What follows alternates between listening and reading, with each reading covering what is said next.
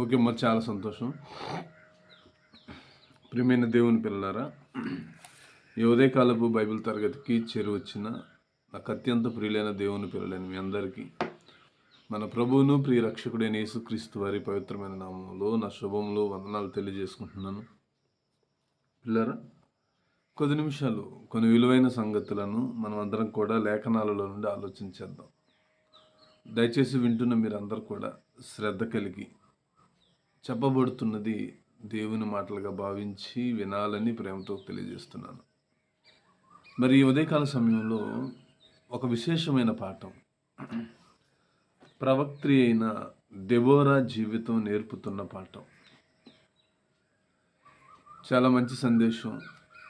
ఆమె జీవితం ద్వారా దేవుడు మనకు ఎన్నో ఆత్మీయమైన విశేషాలు లేఖనాలలో వ్రాయించి పెట్టాడు. దయచేసి శ్రద్ధగా వినాలని ప్రేమతో తెలియజేస్తున్నాను.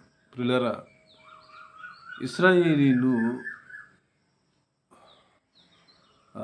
మరి ముఖ్యంగా ఈ దెబోరా ఎవరు అంటే ఇశ్రాయేలీల యొక్క న్యాయాధిపతి. మీకు బైబిల్లో ఆదికాండము, నిర్గమాకాండము ఇలా మోషే గారు రాసిన 5 కాండాల తర్వాత యెహోషువ గారి కాలం వస్తుంది. యెహోషువ గారి కాలం ముగిసిన తర్వాతే ఈ న్యాయాధిపతుల కాలం అన్నది మనకి బైబిల్లో కనబడుతుంది.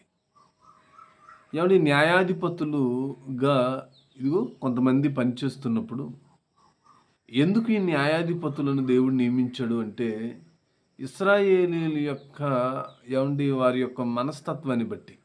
ఒక మాటలో చెప్పాలంటే న్యాయాధిపతుల గ్రంథం అంతా కూడా మీకు ఎలా కనబడుతుందంటే ఒక చైన్ సర్కిల్ లా కనబడుతుంటుంది. ఏంటి ఆ చైన్ సర్కిల్?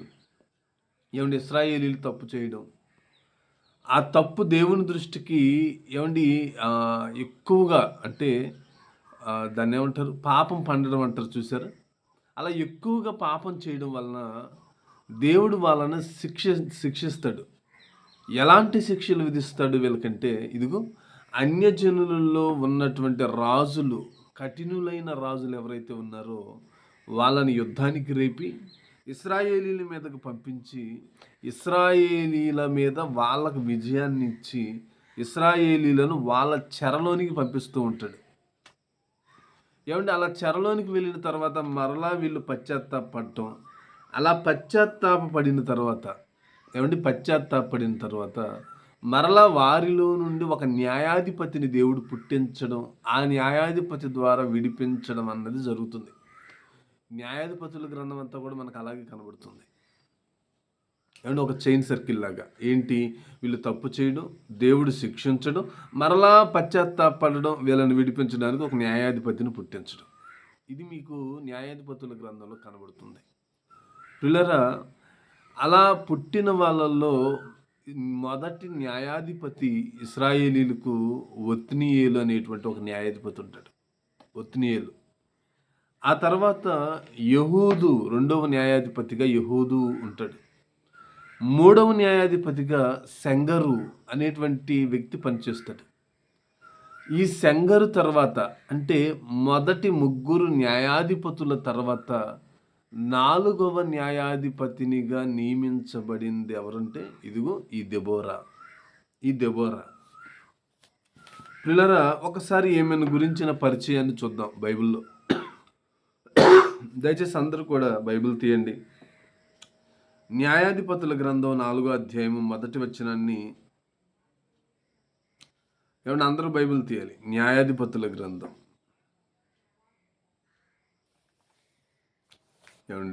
న్యాయాధిపతుల గ్రంథం 4వ అధ్యాయము మొదటి వచనం నుండి చదువుతున్నాను. దయచేసి అందరూ కూడా బైబిల్ విప్పి చూడాలి. న్యాయాధిపతుల గ్రంథం 4వ అధ్యాయము మొదటి వచనం ఏమని రాయబడింది? యెహూదు మరణమైన తరువాత ఇశ్రాయేలీలు ఇంకనూ యెహోవా దృష్టికి దోషులైరి గనుక అన్నాడు. చూడండి, న్యాయాధిపతులు ఉన్నంత వరకు బాగానే ఉంటున్నారండి వీళ్ళు. న్యాయాధిపతి ఉన్నంత వరకు అతని పరిపాలన కింద ఇశ్రాయేలీలు బాగానే ఉంటున్నారు. ఎప్పుడైతే న్యాయాధిపతి చనిపోతున్నాడో ఇంకా వీళ్ళకి అడ్డు చెప్పేవాళ్ళు లేకపోవడం వలన మరలా వీళ్ళు వాళ్ళని సన్మార్గంలో నడిపించేవాడు లేకపోవడం వల్ల వీళ్ళు ఏం చేస్తున్నారంటే మరలా భ్రష్టత్వంలోనికి వెళ్ళిపోతున్నారు. అంటే పాపంలోకి వెళ్ళిపోతున్నారు. ఏమంటే ఇది ఏదైనా మంచి పని అంటారా చెప్పండి? ఇది ఏదైనా మంచిదా? ఏమంటే ఆదివారం ఆరాధనకి వెళ్ళావు, ఆరాధనలో ఉన్నంత వరకు బాగా ఉండి దేవునిలో ఉండి ఇంటికి వచ్చిన వెంటనే మరలా లోక సంబంధంగా ఉన్నాం అనుకోండి, ఇది మంచిదా మన ఆత్మీయ జీవితానికి? ఏమంటే మన ఆత్మీయ జీవితానికి ఇది ఏమైనా మంచిదంటే కాదండి, ఇది మంచిది కాదు. ఇప్పుడు వీళ్ళు కూడా ఎలా ఉన్నారంటే న్యాయాధిపతి ఉన్నంత కాలం వీళ్ళు బాగానే ఉన్నారు. న్యాయాధిపతి ఎప్పుడైతే చనిపోతున్నారో వీళ్ళు ఏం చేస్తున్నారంటే మరలా పాపంలోనికి వెళ్ళిపోతున్నారు. అదే చెబుతున్నాడు, ఇంకను యెహోవా దృష్టి కంటే, ఇంకను అంటే అంతకుముందు కూడా ఎలా ఉన్నారు? పాపం చేస్తున్నారండి. అంతకుముందు కూడా భయంకరమైన పాపంతో ఉండి అటువంటి పాపాన్ని న్యాయాధిపతి మరణించిన తర్వాత మరలా కంటిన్యూ చేస్తున్నారు వాళ్ళు. ఇంకను యెహోవా దృష్టికి దోషులయ్యారు. ఇప్పుడు వీళ్ళని ఏం చేయాలి చెప్పండి? దోషులుగా మారినప్పుడు ఏం చేయాలి? వీళ్ళని శిక్షించాలి. అంతే కదండి. ఇప్పుడు మన కుటుంబంలో పిల్లలు తప్పు చేశారనుకోండి, ఏం చేస్తాం? తల్లిదండ్రులుగా మనం ఏం చేస్తాం చెప్పండి? వెంటనే ఒక దెబ్బ కొడతాం, శిక్షిస్తాం. ఏంట్రా నువ్వు చేసిన పని? ఏమండి వెంటనే ఒక దెబ్బ కొడతామా లేదా? శిక్ష అనేది ఉంటుందండి. ఇప్పుడు వీళ్ళు కూడా తప్పు చేసినప్పుడు దేవుడు ఏం చేశాడంటే వీళ్ళని శిక్షించాలి. అందుకే ఏం చేస్తున్నాడు? రెండో వచనాన్ని చూడండి జాగ్రత్తగా. 2వ వచనంలో రాస్తున్నాడు. ఏం చేశాడట? న్యాయాధిపతుల గ్రంథం 4వ అధ్యాయము 2వ వచనం. యెహోవా హోసోరులో ఏలు కనాను రాజైన యాబీను చేతికి వారిని అప్పగించెను. ఏమంటే ఎవరి చేతికి అప్పగించాడంట? చెడ్డవాడైన హాసోరును ఏలుతున్నటువంటి కనాను రాజు యాబీను చేతికి అప్పగించాడంటండి ఇశ్రాయేలీని తీసుకొని వచ్చి. అంటే వీళ్ళు ఎప్పుడైతే పాపం చేస్తున్నారో యెహోవా దృష్టి అవునా? ఓకే, అదే క్షమించు. అలాగే ఒకసారి సరి చేస్తాను. పిల్లరా, ఎప్పుడైతే వీళ్ళు దోషులయ్యారో దేవుడు ఏం చేశాడో తెలుసా? కనాను నేలుతున్నటువంటి హాసోరు అనేటువంటి ప్రాంతంలో ఒక రాజు, కనాను రాజు ఉన్నాడంట. అతని పేరు యాబీను. ఇతని చేతికి దేవుడు అప్పగించాడంటండి. ఎవరిని? ఇదిగో ఈ ఇశ్రాయేలీలను అప్పగించాడట. ఏమండి, అతని సేనాధిపతి అన్యుల హోరేషేతులో నివసించిన సిసేరా అన్నాడు. చూడండి, అంటే ఈ కనాను నేలుతున్నటువంటి రాజు పేరు యాబీనైతే అతని సైన్యాధిపతి పేరు ఏంటంటే సిసేరా. రాజు యాబీను, సైన్యాధ్యక్షుడు సిసేరా. ఏమండి, ఆ తర్వాత మాట చూడండి. ఇప్పుడు వీళ్ళిద్దరి కింద ఇశ్రాయేలీలు బానిసలుగా ఉన్నారండి. ఎవరిద్దరి కింద? యాబీను కింద, సిసేరా కింద ఇశ్రాయేలీలు బానిసలుగా వెళ్ళిపోయారు. దేవుడు శిక్షించాడు వాళ్ళ చేతికి అప్పగించాడు. అలాగైనా బుద్ధి వస్తుందేమోనని. ఏమండి, ఎప్పుడైనా స్వేచ్ఛగా ఉంటే పాపం చేయడానికి అవకాశం ఉంటుందండి. అదే మనం ఒకరి కిందకి వెళ్ళిపోయాం అనుకోండి, అంటే బానిసత్వంలోనికి వెళ్తే వాడు ఊరుకుంటాడా? నువ్వు నీ ఇష్టానుసారంగా నువ్వు బ్రతకడానికి అవతల వాడు ఊరుకోడు. వాడు నీకు శిక్ష విధిస్తూ ఉంటాడు, వెట్టి పనులు చేయిస్తుంటాడు. ఏమంటే నేను నానా విధమైనటువంటి నీ చేత బాధలు పెట్టిస్తూ ఉంటాడు, బాధలకు గురి చేస్తూ ఉంటాడు. ఇప్పుడు ఏం జరుగుతుందో తెలుసా? ఏమండి, ఆ తర్వాత చూడండి, 3వ వచనం. అతనికి 900 ఇనుప రథములుండెను. అతడు 20 సంవత్సరములు ఇశ్రాయేలీలను కఠినమైన బాధ పెట్టగా ఇశ్రాయేలీలు యెహోవాకు మొరపెట్టుకున్నారంటండి. ఏమండి, ఐగుప్తు రాజుకి ఎన్ని రథాలు ఉన్నాయి? 600 ఇనప రథాలండి. ఐగుప్తు రాజుకి ఏమండి, ఇశ్రాయేలీలు ఐగుప్తు దేశాన్ని విడిచిపెట్టినప్పుడు, మోషే నాయకత్వంలో విడిచిపెట్టి బయటకు వచ్చినప్పుడు ఐగుప్తు రాజు ఎన్ని ఇనప రథాల మీద వారిని వెంబడించాడని రాయబడింది బైబిల్లో? 600 ఇనప రథాలు. ఇది 600 ఇనప రథాలు ఉంటేనే పట్టుకోలేమా? వాడు ఎంత గర్వించాడు, ఎవరు? ఐగుప్తురాజు. అతనుకున్న రథాలను బట్టి, అతనుకున్న గుర్రాలను బట్టి ఎంతగానో అతిశయించాడు. ఏమండి, అంతగా అతిశయించిన వాడికి కుదరలేదు. 600 ఇనప రథాలుంటే అతనే అంత అతిశయిస్తే, ఇప్పుడు ఈ సిసేరా అనేవాడికి, యాబీన్ అనే వాళ్ళకి ఎన్ని ఇనప రథాలు ఉన్నాయట? 900 ఇనప రథాలు ఉన్నాయటండి. అసలు వీళ్ళని పట్టుకోగలరా? అంటే ఇన్ని ఇనప రథాలు ఉన్నాయంటే ఇంక ఏ దేశం మీదకి వెళ్ళిన విజయం వెళ్దేనండి. ఆ రోజుల్లో బలం అదేనండి, గుర్రాలు బలం, రథాలు బలం. ఏమంటే అవి ఎవరి దగ్గర ఎక్కువగా ఉంటే వాళ్ళదే విజయం. ఈరోజు ప్రపంచంలో ఎక్కువగా ఆర్మీ వ్యవస్థ ఎక్కువగా కలిగిన దేశం ఏదంటే అమెరికా అండి, యుఎస్ఏ. అందుకే ప్రపంచ దేశాలలో అగ్రస్థానంలో ఏ దేశం ఉందంటే చైనా, అమెరికానే ఉంది. ఆ దేశం మీదకి యుద్ధానికి వెళ్ళాలంటే చిన్న విషయం కాదండి. టెక్నాలజీ పరంగా కానీ, ఆర్థిక పరంగా కానీ, ఏమంటే సైన్య పరంగా కానీ ఎక్కువగా అభివృద్ధి కలిగిన దేశం అది. అలాగే ఆ రోజు వాళ్ళ దగ్గర ఉన్నటువంటి ఇనప రథాలు ఏంటంటే సుమారు 600 ఇనప రథాలు ఉన్నాయట. 600 ఇనప రథాలు. ఏమండి, ఇన్ని ఇనప రథాలు పెట్టుకుని వీళ్ళు ఏం చేశారు?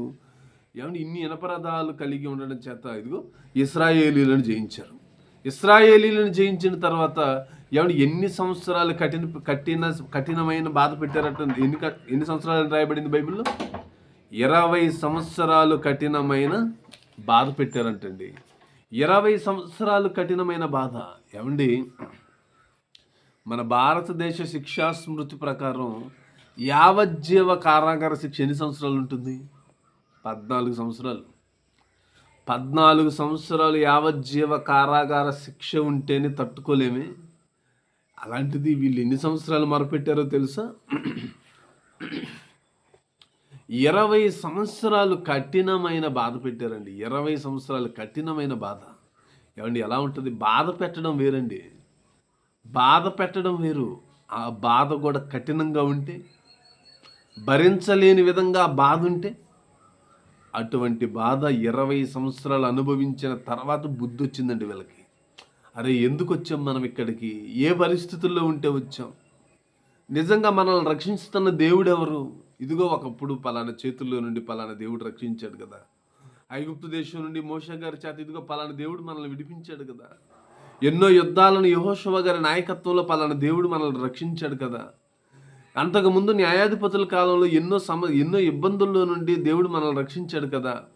అది 20 సంవత్సరాల తర్వాత బుద్ధి వచ్చిందంటండి వీళ్ళకి. అదే చెబుతున్నాడు. 20 సంవత్సరములు ఇశ్రాయేలీలను కఠినమైన బాధ పెట్టగా ఇశ్రాయేలీలు యెహోవాకు మొరపెట్టారు. ఎందుకు అంత బాధ? ఎందుకంటే అక్కడ ఉన్నప్పుడు బుద్ధిగా ఉంటే సరిపోద్ది కదా.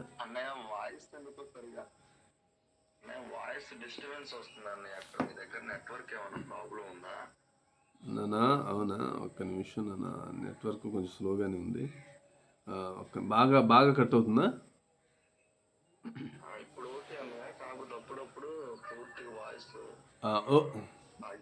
ఓకేనండి, ఓకే, నేను దగ్గర పెట్టుకుంటాను. ఓకే అమ్మా. ఏమండి, 20 సంవత్సరాలు కఠినమైన బాధలు అనుభవించిన తర్వాత మొరపెట్టకపోతే ఏమంటే అక్కడ ఉన్నప్పుడు బుద్ధిగా ఉండొచ్చు కదండి. ఎందుకు వచ్చింది ఆ బాధ వీళ్ళకి చెప్పండి? అంటే 20 సంవత్సరాలు బాధ అనుభవించిన తర్వాత దేవుడు గుర్తుకొస్తున్నాడు వాళ్ళకి. అయ్యో, ఎందుకు వచ్చాం మనం ఇక్కడికి రావడానికి? పరిస్థితి కారణం ఏంటి? ఇదిగో పలానా పరిస్థితుల్లో ఉన్న పాపం చేసాం. ఆ పాపంలో నుండి ఇదిగో ఈ కఠినమైన శ్రమల్లో నుండి మనల్ని విడిపించగలిగిన దేవుడు ఒక్కడే అని ఆయనకు మొరపెట్టుకుంటే దేవుడు మంచివాడు కదండి, తండ్రి కదండి, ఏమంటే పిల్లలను కన్నవాడు కదండి. వెంటనే వీళ్ళ బాధను చూసి, వీళ్ళు పెట్టిన మొరను చూసి దేవుడు వెంటనే ఒక నిర్ణయానికి వచ్చాడండి. ఎందుకంటే మార్పు వచ్చింది కదా వీళ్ళల్లో, పశ్చాత్తాపడుతున్నారు కదా. వాళ్ళ పశ్చాత్తాపానికి దేవుడు కూడా ఏం చేశాడంటే, నేను ఎలాగైనా సరే వీళ్ళని కాపాడాలి, వీళ్ళని విడిపించాలనుకుని ఏం చేశాడు తర్వాత చూడండి. ఆ కాలమున అన్నాడు, 4వ వచనం చదువుతున్నాను. ఆ కాలమున అన్నాడే. ఇంతకీ ఆ కాలమున అంటే ఏంటి అర్థం? ఏమంటే బైబిల్ చదివేటప్పుడు మీరు అక్కడక్కడ ఇలాంటి పదాలు కనబడుతుంటాయండి మనకి. ఆ కాలమున, అటు తరువాత, ఆ సంగతులకు ముందు, లేదంటే ఆ సంగతులు జరిగిన తర్వాత ఇటువంటి పదాలు రాయబడుతూ ఉంటాయి. మనం ఆ సంగతులు జరిగిన తర్వాత అనే పదం రాయబడినప్పుడు వెంటనే మీకు ఏం స్ట్రైక్ అవ్వాలి? ఈ సందర్భం చెప్పడానికి ముందు జరిగినటువంటి సంగతులు ఏవైతే ఉన్నాయో అవన్నీ కూడా మీ మైండ్లోకి వచ్చేయాలి. లేదంటే చదువుతున్న సందర్భం మీకు అర్థం కాదు. అలాగే ఇక్కడ కూడా ఏం చెబుతున్నాడు, ఆ కాలమున అన్నాడు. ఇంతకీ ఆ కాలమున అంటే ఏ కాలం? వర్షాకాలమా? ఏమంటే ఎండాకాలమా? లేదంటే చలికాలమా? ఏ కాలం? ఆ కాలమున అంటే ఈ కాలాలు కాదు. ఆ కాలమున అంటే ఏ కాలమో తెలుసా? ఇశ్రాయేలీలు కఠినమైన బాధలు అనుభవిస్తున్న కాలం ఉందే. ఎప్పుడైతే దేవునికి మొర్రపెడుతున్నారో ఆ మొర్రపెడుతున్న కాలం ఏదైతే ఉందో ఆ కాలమున దేవుడు ఏం చేస్తున్నాడట, లప్పీదోతునకు భార్య అయిన దెబోరా అను ప్రవక్త్రి ఇశ్రాయేలీలకు న్యాయాధిపతినిగా ఉండెను అన్నాడు. చూడండి, ఇశ్రాయేలీలకు న్యాయాధిపతి. ప్రియమైన దేవుని పిల్లరా, ఏమండి నిజంగా అండి, ఈమెలో ఉన్నటువంటి ఒక గొప్ప విషయం ఏంటో చెప్పనా? భర్త పేరుతో పిలువబడుతుందండి. నిజంగా ఎంత మంచి సంప్రదాయమో చూడండి. అది భర్త పేరుతో పిలువబడుతుంది. లప్పీదోతునకు భార్య అయిన దెబోరా అంటుంది చూడండి. అంటే ప్రవక్త్రిగానే పనిచేస్తుంది. లప్పీదోతునకు భార్య అయిన దెబోరా అను ప్రవక్త్రి ఇశ్రాయేలీలకు న్యాయాధిపతినిగా ఉందట. ఏమండి, న్యాయాధిపతినిగా ఉంది. ఎట్ ఏ టైం మరలా ఎలా పనిచేస్తుంది? ఆమె ప్రవక్త్రిగా ఉంది, ప్రవచించేదిగా కనబడుతుంది మనకి. అంటే 2 బాధ్యతలు, పెద్ద బాధ్యతలు అండి అవి. న్యాయాధిపతి అంటే చిన్న విషయం కాదండి. ప్రవక్త్రి అంటే చిన్న విషయం కాదండి. అది కూడా ఒక మహిళకి, ఒక స్త్రీకి దేవుడు ఇచ్చాడు అంటే ఏమండి, ఎంత సామర్థ్యం లేకపోతే ఇస్తాడు చెప్పండి? ఆమెను ఎంత నమ్మితే ఇస్తాడు చెప్పండి? అంటే ఆ కాలంలో పురుషులు లేరా? ఎంతోమంది ఉన్నారు. ఎన్నో లక్షల మంది ఉండుంటారు ఇశ్రాయేలీల్లో. ఏమంటే ఎన్నో లక్షల మంది ఇశ్రాయేలీలో ఉండుంటారండి.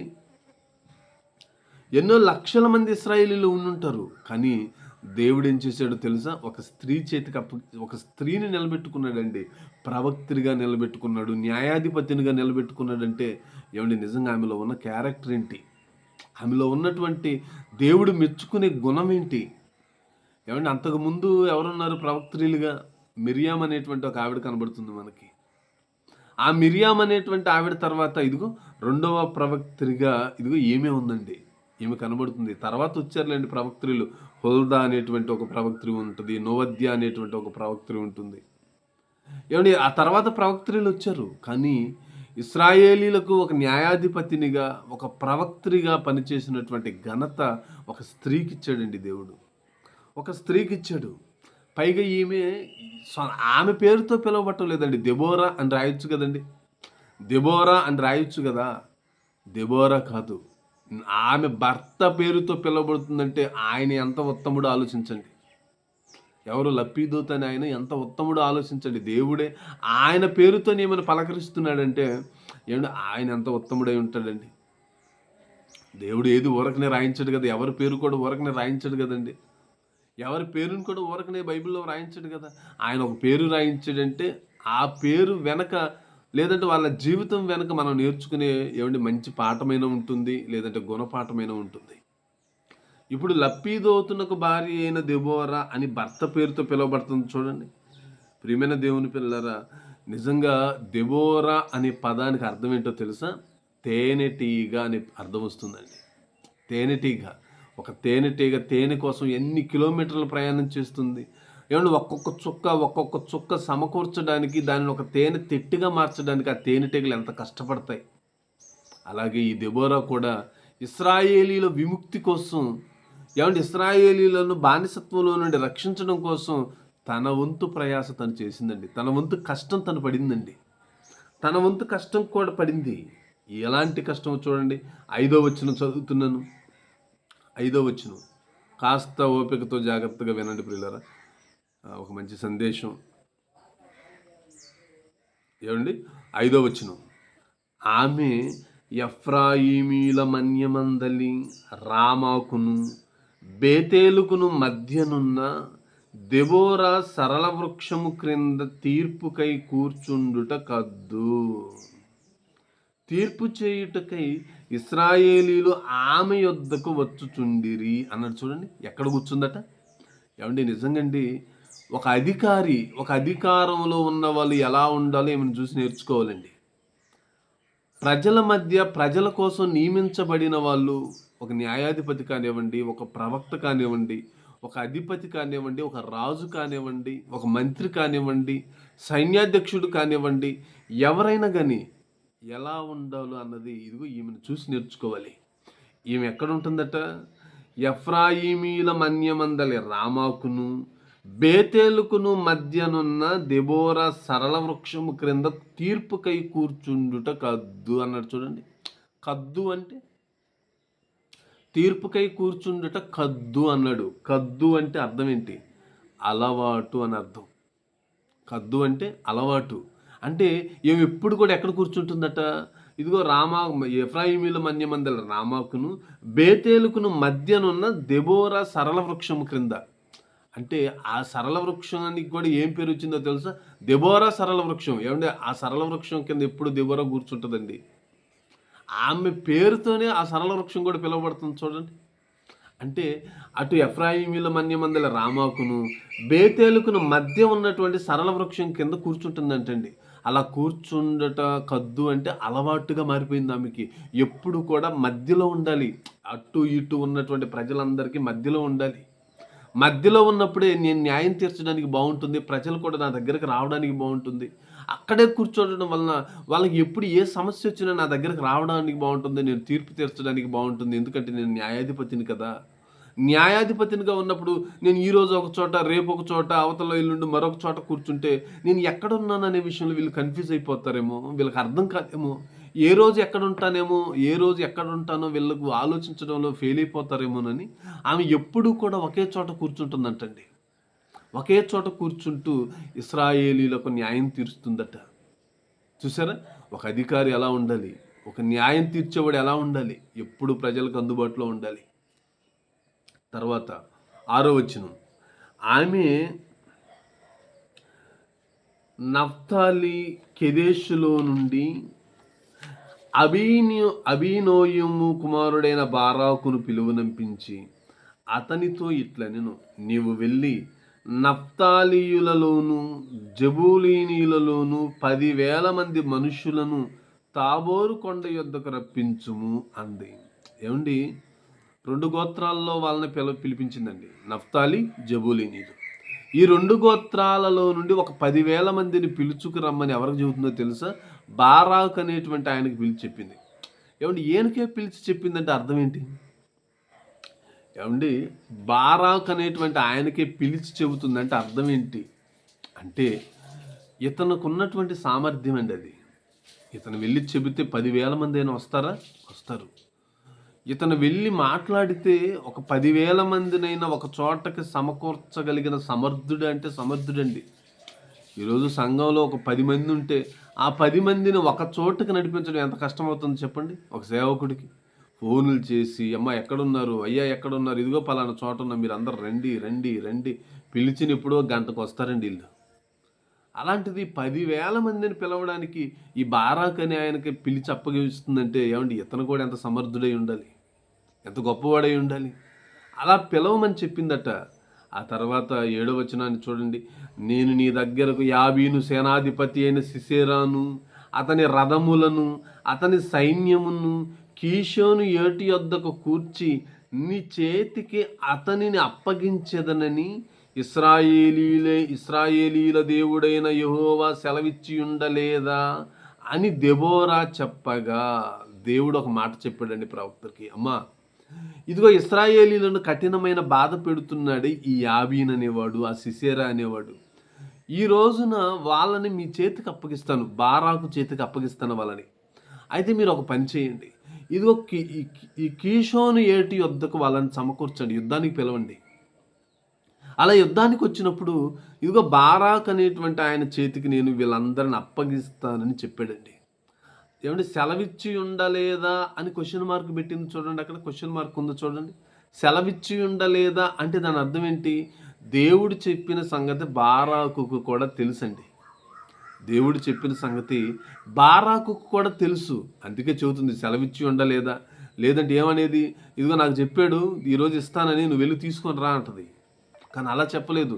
సెలవిచ్చి ఉండలేదా అంటే నీకు కూడా తెలుసు కదా, ఈరోజు దేవుడు వాళ్ళని మన చేతికి అప్పగిస్తానన్నాడని. ఇదిగో బారాకు, నువ్వు వెళ్ళేసి ఒక 10,000 మంది నా కీషోని ఏటి యొద్దకు తీసుకొనిరా. ఎందుకంటే దేవుడు ఈరోజు మనకు మాట ఇచ్చాడు, ఆయన చూసుకుంటాడు, ఈరోజు యుద్ధాన్ని ఆయన చూసుకుంటాడు కనుక నువ్వు వెళ్ళి వాళ్ళని తీసుకొని రమ్మని చెప్పింది.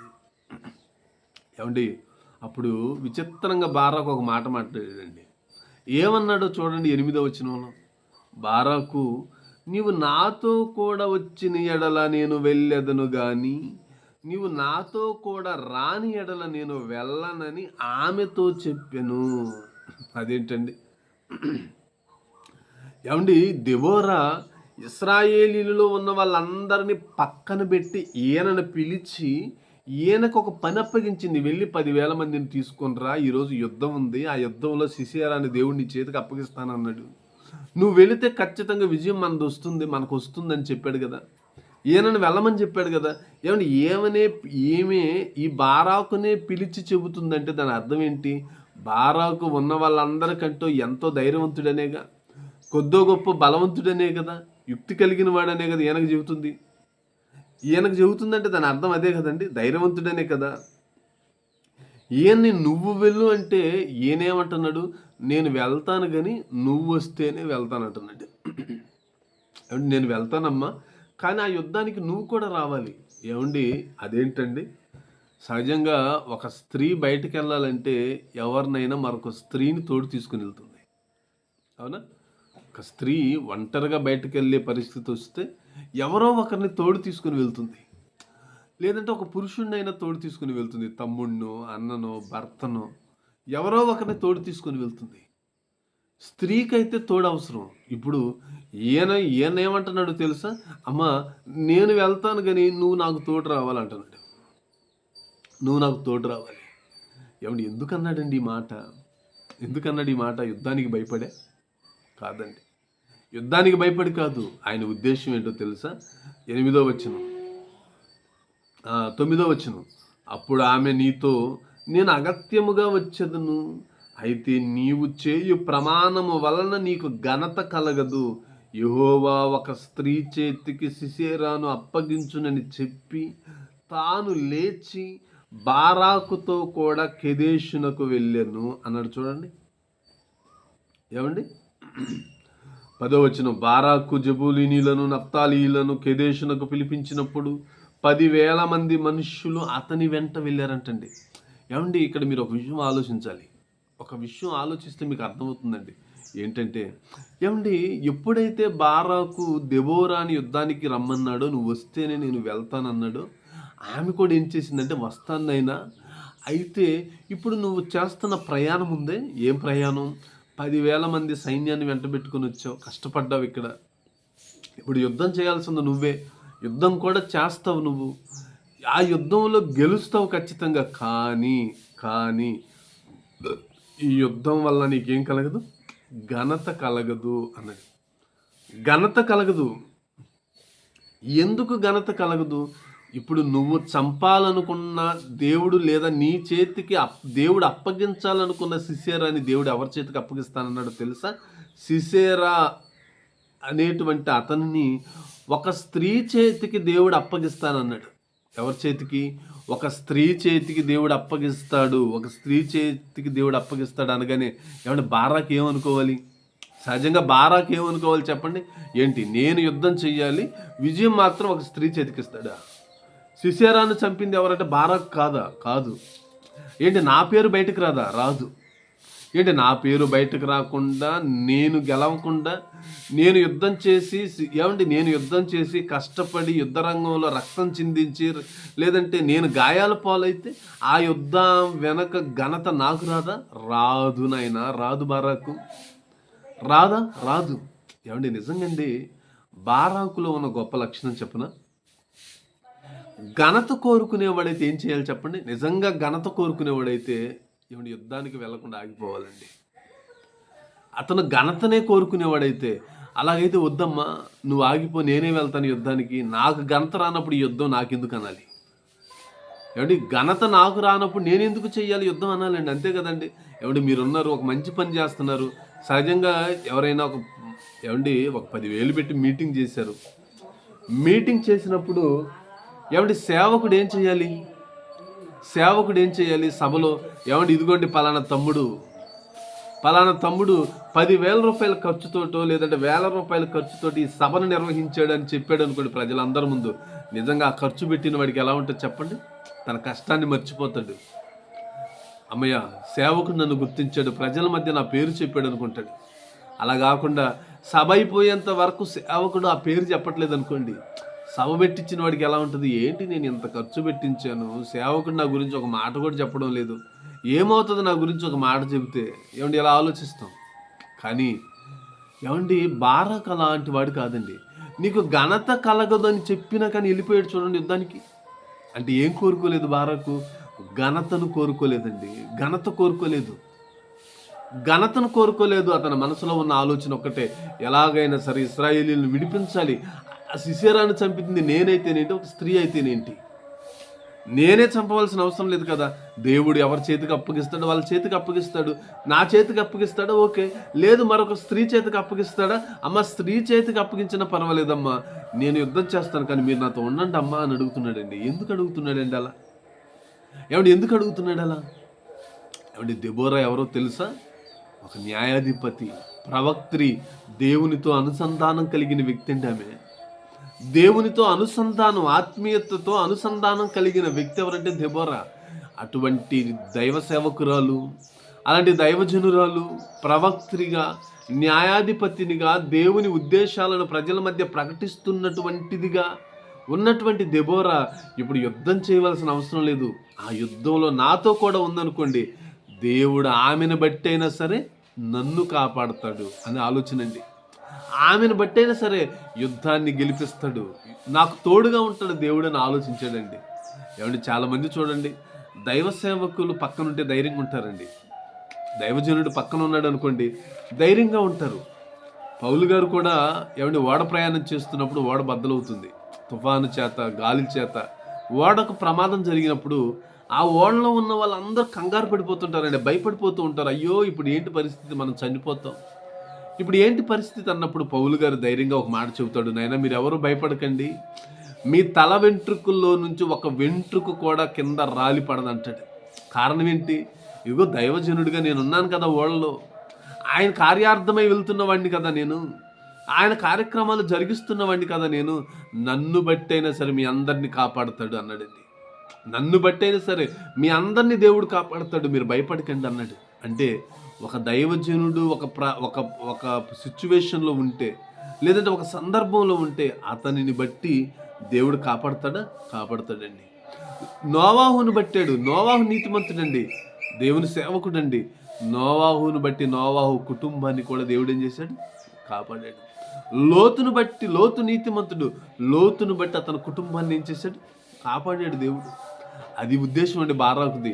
అంటే ఒక దైవ సేవకురాలు నాతో ఉంటే, నా పక్కనుంటే, ఘనత వచ్చినా రాకపోయినా అది వేరే విషయం. ఇశ్రాయేలీలు విమోచించబడతారు కదా, ఇశ్రాయేలీలు రక్షించబడతారు కదా, వాళ్ళు రక్షించబడితే చాలు, నాకు ఎవరు చంపితే ఏంటి వాడిని, నేనే చంపవలసిన అవసరం లేదనుకున్నాడండి. అలాంటి ఉద్దేశంతో యుద్ధానికి వెళ్ళాడు. అప్పుడు ఏం జరిగిందో చూడండి. తర్వాత 11వ వచనం, దెబోరా ముగిస్తానండి, ఒక 5 నిమిషాలు, కాస్త ఓపికతో ఉండండి. చాలా పెద్ద పాట, ఈమె గురించి ఇంకా ఎక్కువగా ఎక్స్ప్లెనేషన్ ఇవ్వాలి, కానీ మనకి ఈ గూగుల్ మీట్లోనే టైం సరిపోతుంది. ఓకేనా? కొంచెం మనసు పెట్టి వినండి. 11వ వచనం చదువుతున్నాను. దెబోరాయు అతనితో కూడా పోయెను. అంతకులోగా కయీనీయుడైన హెబెరు మోషే మామయ్యైన హోబాబు సంతతి వారైన కయీనీయుల నుండి వేరుపడి కెదేషునొద్దనున్న జయన్నీములోని మస్తకి వృక్షమునొద్ద మస్తకి వృక్షమునొద్ద తన గుడారము వేసుకుని ఉండెను. అబీనోయము కుమారుడైన బారాకు తాబోరు కొండ మీదకు పోయినని సిసెరాకు తెలపబడినప్పుడు సిసెరా తన రథములన్నిటినీ, తన 900 ఎనప రథములను అన్యుల హొరేషేతు నుండి కీషోను వాగు వరకు తన పక్షముగానున్న సమస్త జనమును పిలువనంపగా, ఇప్పుడు దెబోరా మాట్లాడుతుందండి. దెబోరా లెమ్ము, యెహోవా సిసెరాను నీ చేతికి అప్పగించిన దినము ఇదే, యెహోవా నీకు ముందుగా బయలుదేరును కదా అని బారాకుతో చెప్పినప్పుడు, బారాకు ఆ 10,000 మంది మనుషులను వెంటబెట్టుకుని తాబోరు కొండ మీద నుండి దిగి వచ్చెను. బారాకు వారిని హతము చేయనట్లు యెహోవా సిసెరాను, అతని రథములన్నిటినీ, అతని సర్వసేనను కలవరపరచగా సిసెరా తన రథము దిగి కాలినడకన పారిపోయెను అన్నాడు. చూడండి, బారాకు ఆ రథములను సేనను అన్యుల హొరేషేతు వరకు తరుముగా సిసెరా యొక్క సర్వసేనయు కత్తివాత కూలెను.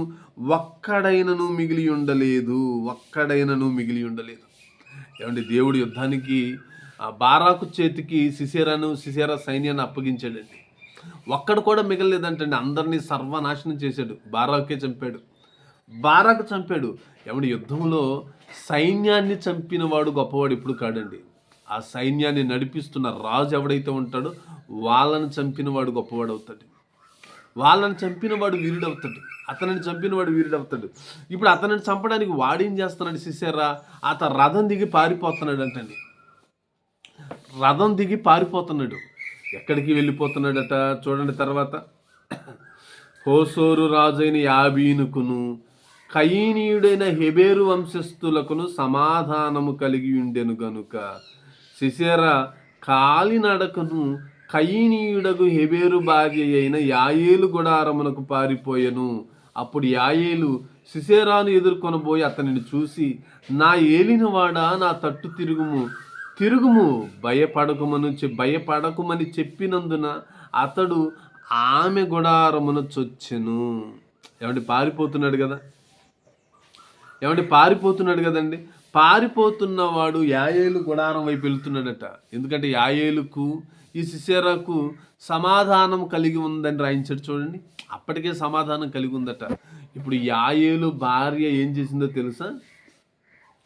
ఏమండి క్షమించండి, హెబెరు వంశస్థులకి ఈ హెబెరు భార్య అయిన యాయేలు ఆమె గుడారం ఒకటి ఉంటే ఆ గుడారం దగ్గరికి వెళ్ళిపోయాడంటండి.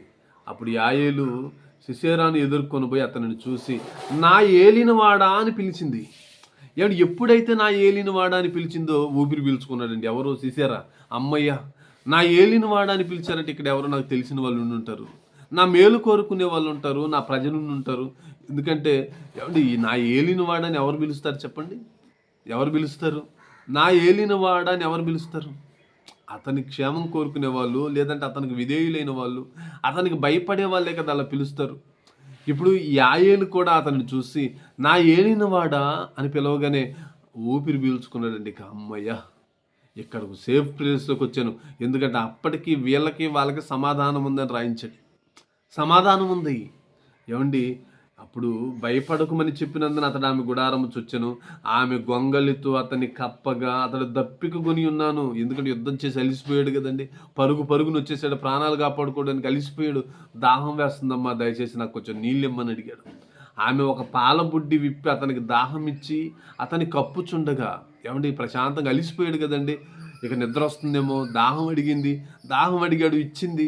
గుడారంలోకి పిలిచింది. ఎవరికి కనబడకుండా ఒక గొంగలు కప్పుతుంది. అప్పుడు ఏం చెబుతున్నాడు చూడండి. అతడు గుడారపు ద్వారమున నిలిచియుండుము, ఎవడే కాని లోపలికి వచ్చి ఇక్కడ ఎవడైనా ఉన్నాడా అని నిన్ను అడిగిన ఎడల నువ్వు ఎవడును లేడని చెప్పవలేనా? అమ్మా, నేను ఇక్కడ పడుకుంటున్నాను, కాస్త విశ్రాంతి తీసుకుంటున్నాను. వీడికి ఏమైనా బుద్ధి ఉందా అండి? యుద్ధం జరుగుతుంది భీకరంగా, వీడి సైన్యం అంతా చచ్చిపోతున్నారు, వీడికి ఇప్పుడు నిద్ర అవసరమా? నిద్ర అవసరమండి? ఏదో ఒక రకంగా తప్పించుకొని కోటకి వెళ్ళిపోవాలని ఆలోచించాలి. లేదంటే అయ్యో నా సైన్యం చచ్చిపోయింది, ఏ విధంగానైనా సరే నా ప్రజలు చచ్చిపోతున్నారని ఒక మేలు కోరిన రాజు అయితే వీడి ఆలోచనలు అలా ఉంటాయి. కానీ వీడు ఏం చేస్తున్నాడో తెలుసా? అలిసిన దాని మీద దాహం తీరిన దాని మీద ఇంకెందుకు వాళ్ళు చచ్చారు, నేను కాసేపు విశ్రాంతి తీసుకుంటా. ఆమెకి ఏం చెబుతున్నాడంటే, అమ్మ ఇదిగో నేను కాసేపు పడుకుంటాను రా, ఎవరైనా వచ్చారనుకోండి, ఇక్కడ ఎవడైనా ఉన్నాడంటే నువ్వు మాత్రం లేడని చెప్పాలి. ఎందుకంటే నేను నిద్రపోతున్నాను, యుద్ధం చేసి ఓపిక కూడా లేదు, కత్తి కూడా అక్కడే వదిలిపెట్టేసి వచ్చాను, ఒంటి చేత్తో పరిగెత్తుకుంటూ వచ్చాను, ఆ గడి దెబ్బకు తట్టుకోలేక. వాడు చూస్తే చంపేసేటట్టున్నాడు.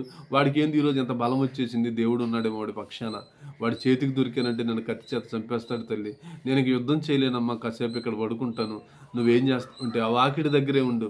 ఎందుకంటే నువ్వు లోపల ఉంటే ఎవడన్నా లోపలికి వచ్చేస్తాడు, నువ్వు వాకిటి దగ్గరే ఉన్నావంటే అక్కడే బయట ఉండి వాడు నీతో మాట్లాడి వెళ్ళిపోతారు కనుక నువ్వు అక్కడే నిలబడి ఉండాలి, నేను లేచేంత వరకు అని చెప్పాడండి. ఆయన చెప్పి ప్రశాంతంగా నిద్రపోయాడు. కానీ వాడికి ఏం తెలుసు చావు వాడి పక్కనే ఉందని.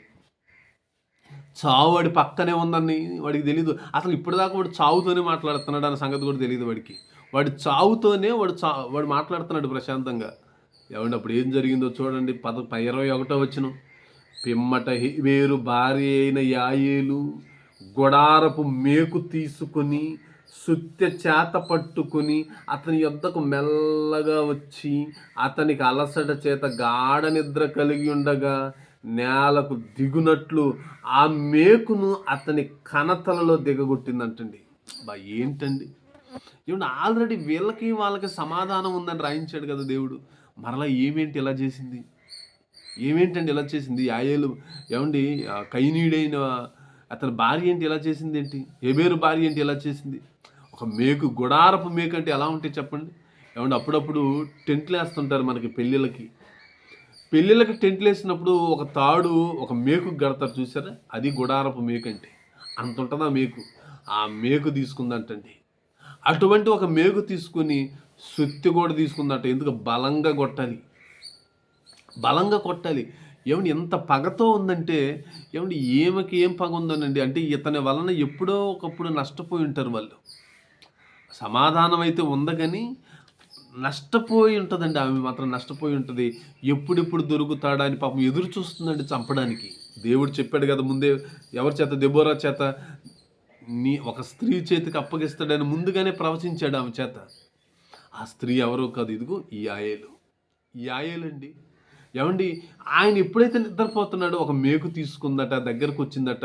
అంతేనండి, కనత మీద పెట్టి సుత్తితో ఒక్క దెబ్బ కొడితే నేలలోకి దిగిపోయిందంటండి. ఆ మేకు నేలలోకి దిగేటట్టు కొట్టిందట. ఏమండి ఎంత పగుంటుందో ఆలోచించండి. ఆ మనసులో ఎంత బాధ అనుభవించుంటారు చెప్పండి ఆయన వల్ల, సిసేరా వల్ల.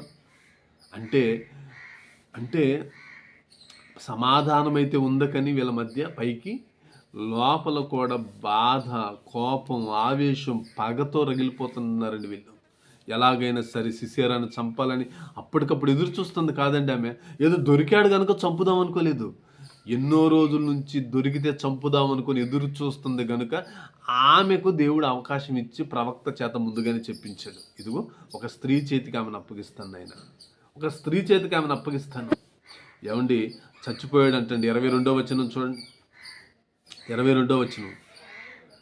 అతడు చచ్చెను, బారాకు సిసేరాను తరుముచుండగా యాయేలు అతనిని ఎదుర్కొన వచ్చి, రమ్ము, నీవు వెతుకుచున్న మనుష్యుని నీకు చూపించదనగా అతడు వచ్చినప్పుడు సిసేరా చచ్చిపడి ఉండెను, ఆ మేకు అతని కనతలలో దిగి ఉండెను అన్నాడు. చూడండి, మేకు ఎక్కడ దిగిందట?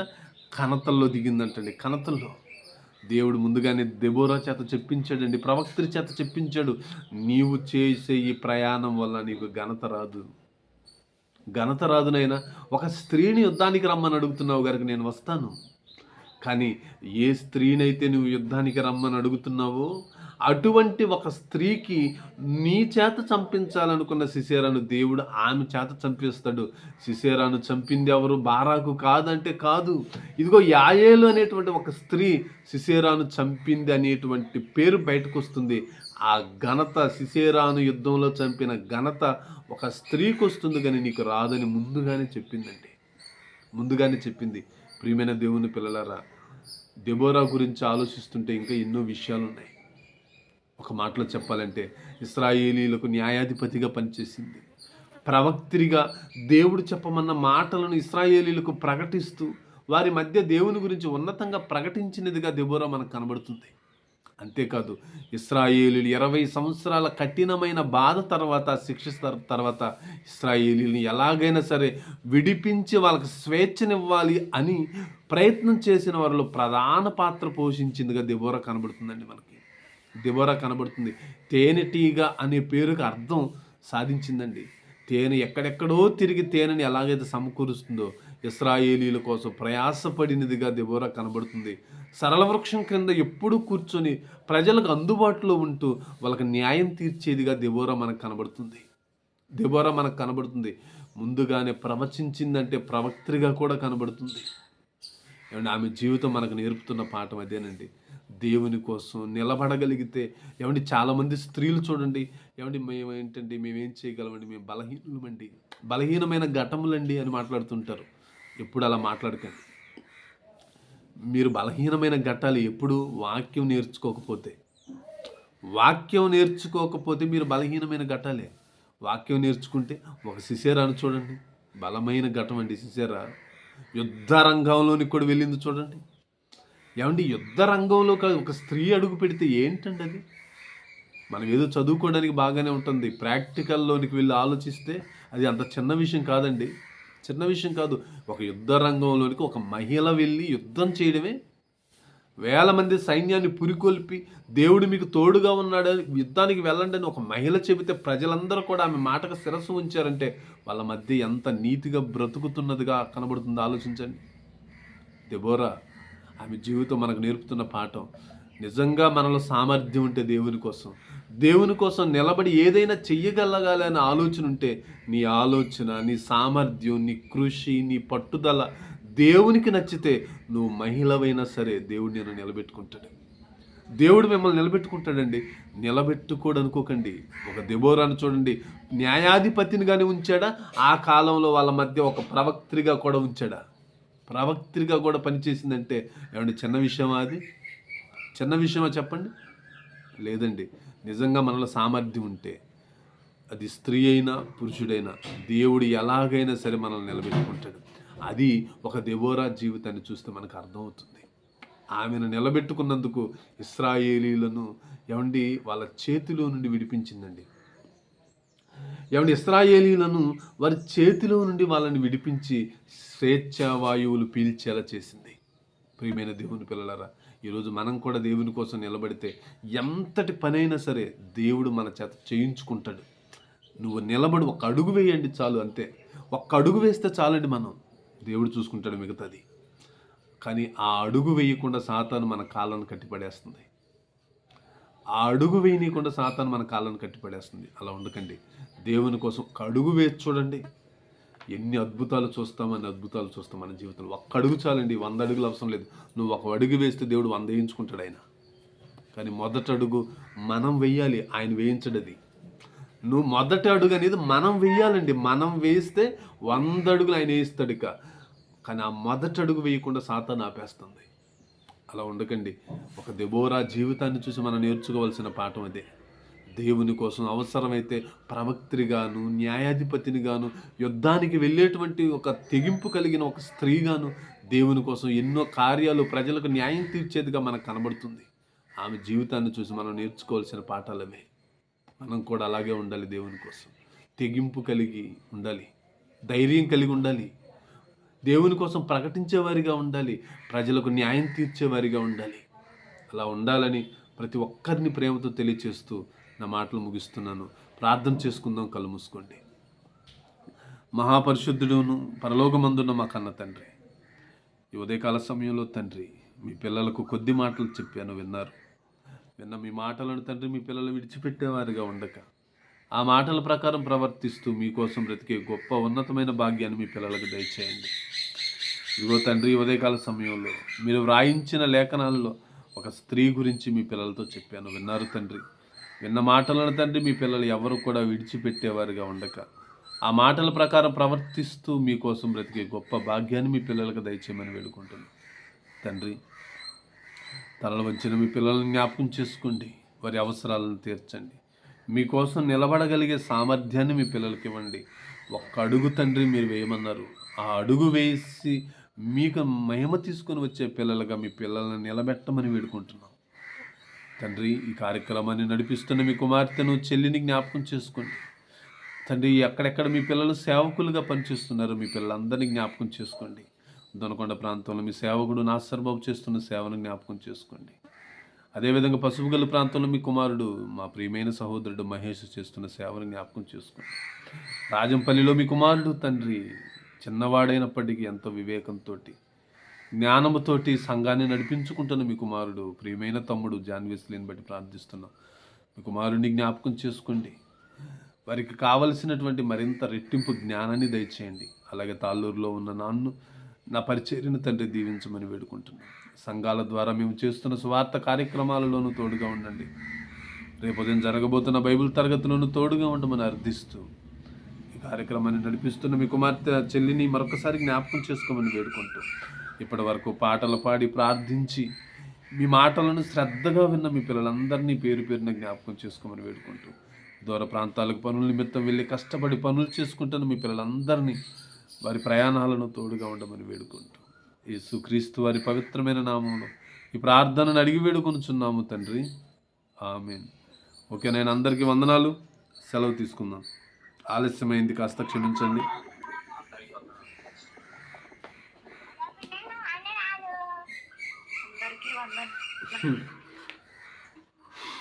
అందరికీ వందనాలు.